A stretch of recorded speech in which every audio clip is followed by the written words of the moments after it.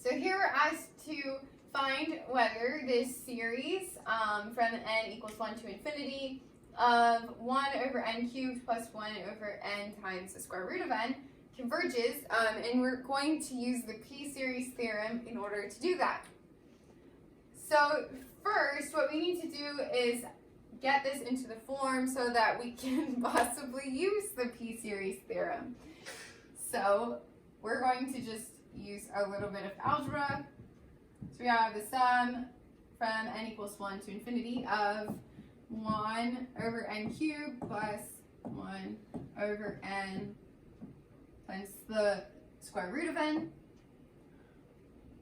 And I'm going to split these up. Again, if we split them up and one of these two sums diverges, then the whole thing diverges, and so we need both of them to converge in order for it to converge. So first we have the sum from n equals 1 to infinity of 1 over n cubed plus the sum from n equals 1 to infinity of 1 over, and I'm going to rewrite this as n to a singular power. So here we have n to the 1 times n to the 1/2, so that's n to the 1 plus 1/2. And so we end up getting n to the 3 over 2 power. So now each of these we can use the p-series theorem to tell if they converge. So since 3 is greater than 1 and 3/2 is also greater than 1, by p-series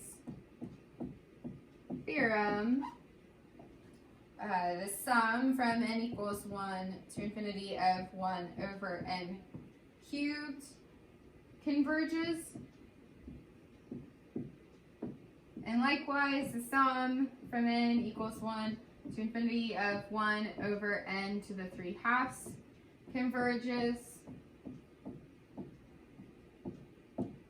So we can say that this sum from n equals 1 to infinity of 1 over n cubed plus 1 over n times the square root of n converges.